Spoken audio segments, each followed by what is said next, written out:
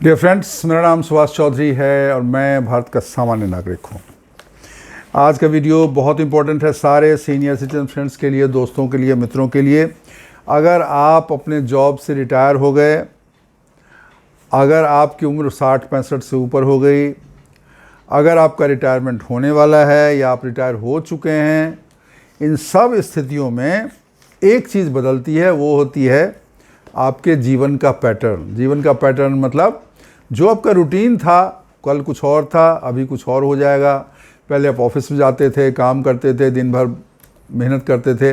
अभी आपका ज़्यादा समय घर में बीतेगा या थोड़ा बहुत इधर उधर एक्टिविटीज़ में बीतेगी और आपका रूटीन चेंज हो जाएगा। प्लस आपकी चूँकि एज भी ज़्यादा हो गई तो शरीर बीमार हो सकता है, आपकी फाइनेंशियल पोजीशन भी थोड़ी सी पहले से कमज़ोर हो सकती है।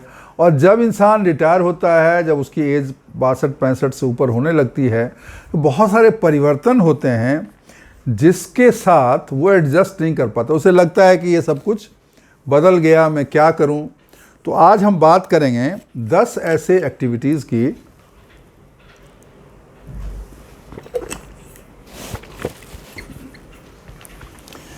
दस ऐसे काम जो आपको करने चाहिए, ठीक है ना। मैं बात करूंगा ऐसे इसेंशियल स्ट्रेटजीज़ की।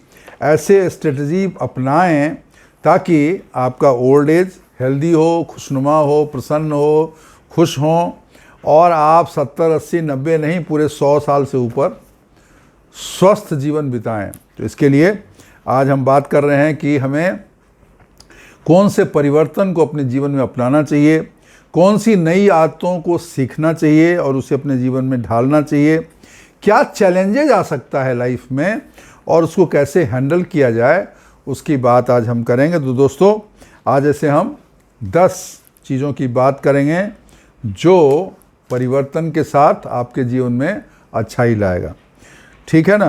पहली चीज़ है embrace change with open mind. जो परिवर्तन है उसको स्वीकार कर लीजिए, ठीक है ना। देखिए, जीवन में परिवर्तन ही सत्य है, जीवन में परिवर्तन ही सत्य है।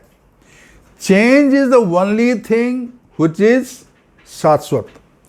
जीवन में परिवर्तन ही शाश्वत है, हर चीज बदलता रहता है। आपको पता है ना, आपके शरीर का जो एटम है वो भी बदलता रहता है, आपके शरीर की जो संरचना है वो भी पल पल बदलती रहती है। Nothing is permanent. जिंदगी में चाहे इंसान का शरीर हो या कोई भी चीज़ हो, कोई जीव हो, कोई जंतु हो, वो लगातार उसमें चेंज होता रहता है, ठीक है ना। तो जब जीवन में हर चीज़ परिवर्तन होता रहता है तो फिर आप में भी परिवर्तन होगा, आपके जीवन में परिवर्तन होगा। उस परिवर्तन को सहर्ष स्वीकार कर लेना चाहिए। जब आप 5 साल के से थे, आपकी सोच कैसी थी, आपका चेहरा कैसा था। फिर आप जब 15-20 साल के हुए तो आपकी सोच कैसी थी, आपका चेहरा कैसा था। मैं एक एग्जांपल दे रहा हूँ। फिर आप 25-30 साल के हुए, पास की इंजीनियरिंग या ग्रेजुएशन किया, उसके बाद कैसे थे। फिर 40 के हुए, जब आपकी जॉब कर रहे थे, मिडिल एज में थे, मैनेजर थे, चीफ मैनेजर थे, तब कैसा था। जब आपके बच्चे शुरू हो गए थे, 1-2 छोटे छोटे बच्चे थे। और अब आप जब बुज़ुर्ग हो गए, आपके बच्चे बड़े हो गए, पढ़ लिख कर जॉब कर रहे हैं, बाहर रह रहे हैं, तो कैसा है। तो ये परिवर्तन एक नियम है, परिवर्तन जीवन का नियम है और इसको अपना लीजिए। पहली चीज़ तो उसको एक्सेप्ट करिए। ज़िंदगी का एक रूल बता देता हूँ, जो चीज़ जैसा है उसको उसी रूप में स्वीकार कर लो। क्योंकि इस दुनिया में कोई भी इंसान या कोई भी वस्तु परफेक्ट नहीं है, कोई चीज़ परफेक्ट नहीं है।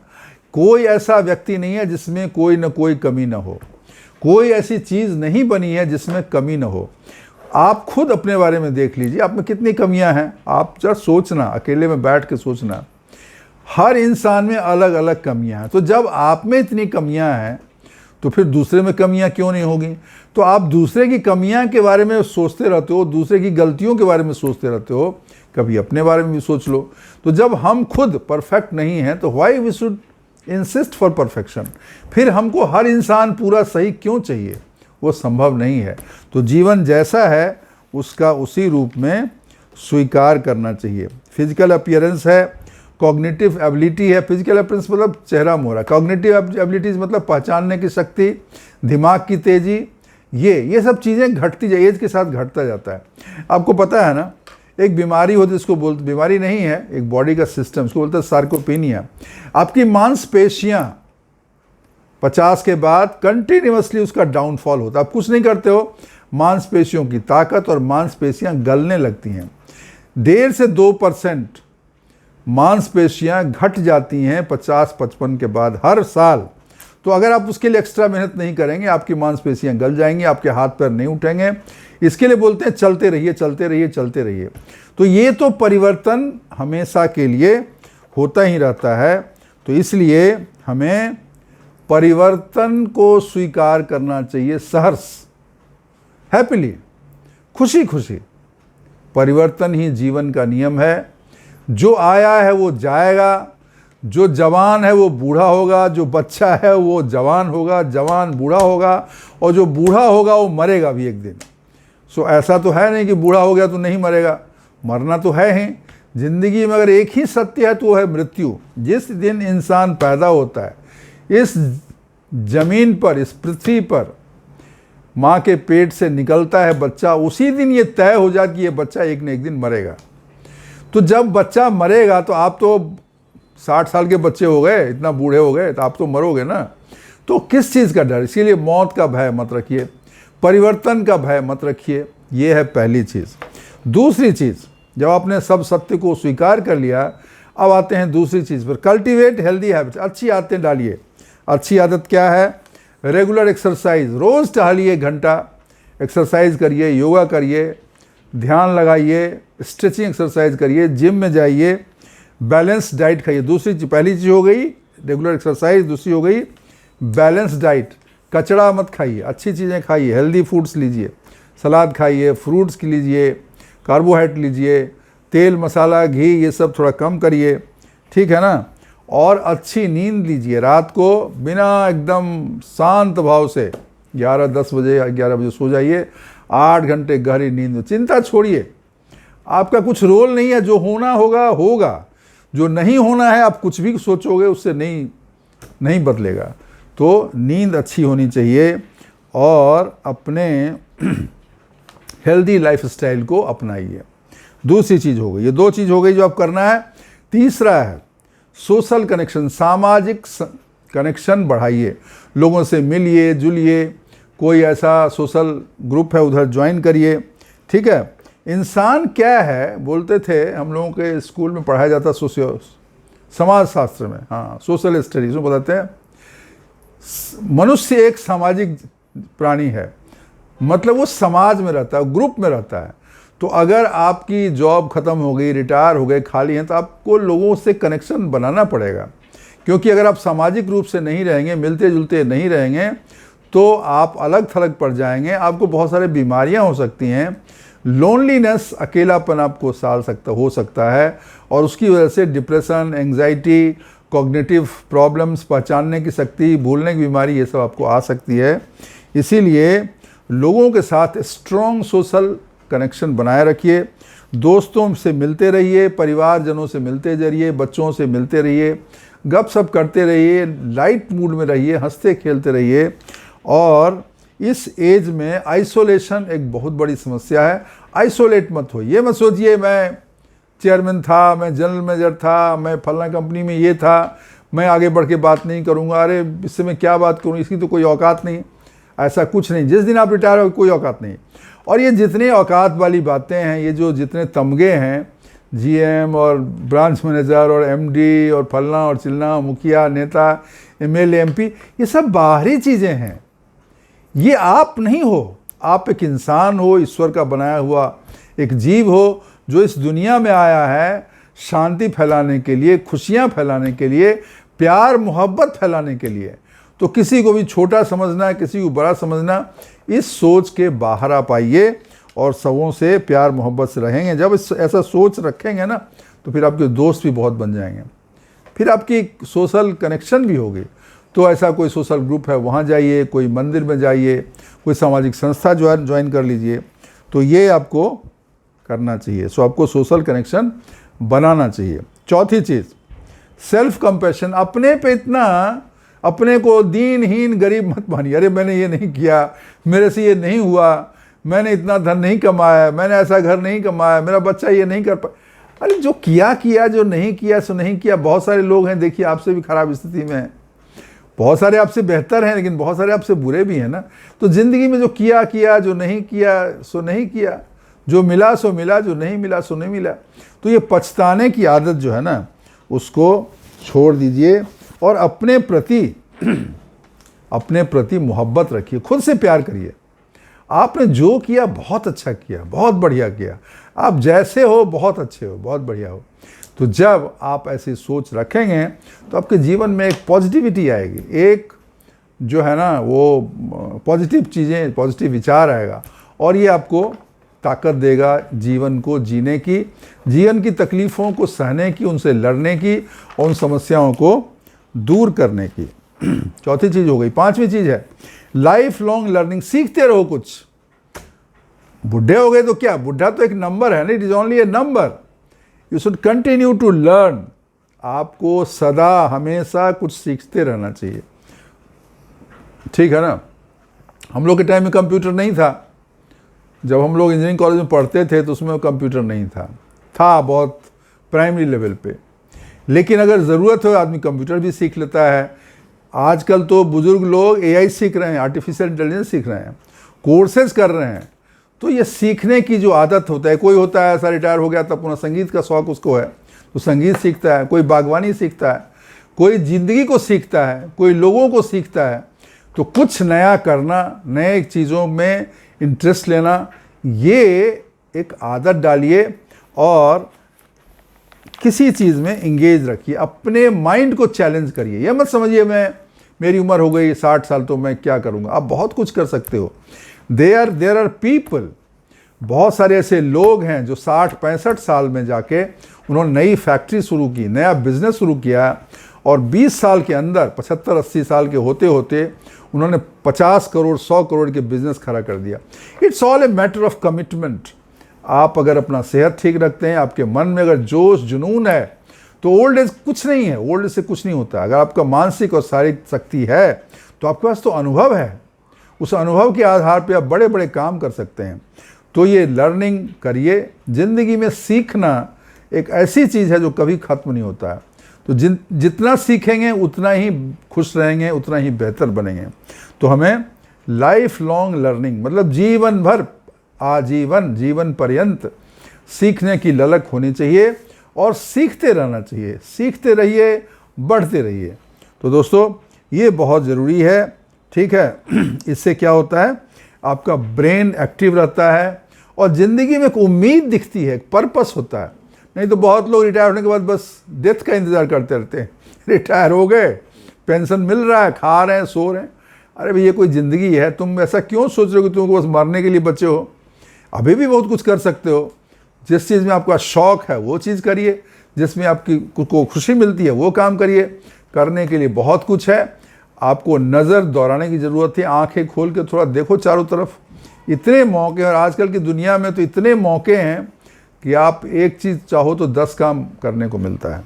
तो ये पांचवी चीज़ है। छठी चीज़ है let go of grudges and regrets. अफसोस करना बंद करो ना, और लोगों से शिकायतें भी बंद करो। उसने ये कह दिया, उसने मुझे गाली दे दी थी, उसने मुझे बेइज्जत कर दिया, उसने मुझे ये बोल दिया, अरे मैंने ये नहीं किया। छोड़ो, इन चीज़ों को छोड़ो। ये मिला ये भी सभी, जो मिला वो भी सभी, जो मिला। एक फिल्म आपके देवानंद साहब का एक गीत है ना, जो मिल गया उसी को मुकद्दर समझ लिया, जो खो गया उसको भुलाता चला गया। तो ज़िंदगी में कुछ कोई पैमाना नहीं है कि इतना होना था, इतना हुआ, इतना नहीं हुआ। जो हुआ बहुत हुआ। और फिर जब जाना ही है सबको एक दिन, किस चीज़ की शिकायत, किस चीज़ के लिए अफसोस? कुछ अफसोस न करें। जो जैसा आप हैं, आप बहुत अच्छे हैं। आप जिस रूप में हैं, आपने जो भी हासिल किया, जो भी काम हुआ या नहीं हुआ, वो सब ठीक है। Everything is okay. This is also okay, this is also okay. Her cheese okay. तो ये जब सोच रखेंगे तो आप बेहतर महसूस करेंगे। आपका ओल्ड एज ज़्यादा बेहतर, ज़्यादा खुशनुमा बीतेगा, ठीक है। सो अपने अफसोस, अपने दुख को गोली मारिए, लोगों को माफ़ करिए और आगे बढ़िए। किसी ने कुछ गलती की अभी कुछ हुआ होगा, उस दिन उसका मूड खराब होगा, कुछ मुंह से निकल गया, कभी कर दी मेरी कोई इंसल्ट, ठीक है ना, कर दी, इस बात को क्या लेके जिंदगी जाना है, इस चीज़ को माफ़ करो, छोड़ो, आगे बढ़ो।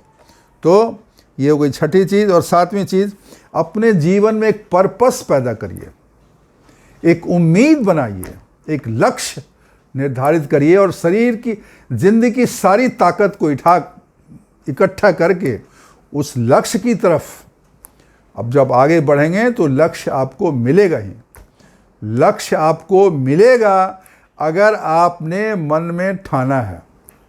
ठीक है ना, ठीक है ना, आप मानते हो कि नहीं मानते हो? क्योंकि अभी परसों में जा रहा था एक रेलवे स्टेशन पे, तो एलिवेटर के सामने, एलिवेटर का ऑन था लेकिन एलिवेटर चल नहीं रहा था।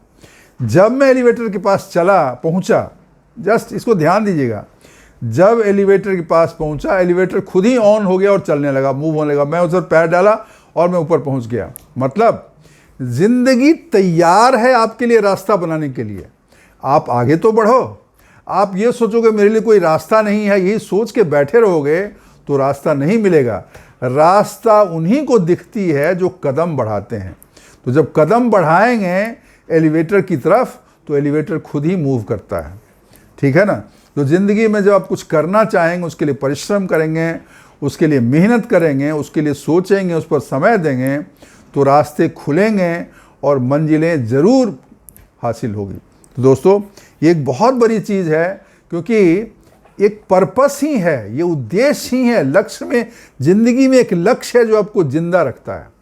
किसी भी इंसान जिसके पास एक पर्पस है, मैं बात कर रहा हूँ, जवान की बात तो छोड़ दीजिए, जवान की बात तो है ही, मैं बुज़ुर्गों की बात करूँ। अगर किसी 65-70 साल के आदमी के पास भी एक लक्ष्य है, एक मकसद है कि मुझे ये पाना है, मुझे ये लेना है, मुझे ये चाहिए, तो आपको यकीन मानिए ईश्वर भी उसके साथ लग जाता है।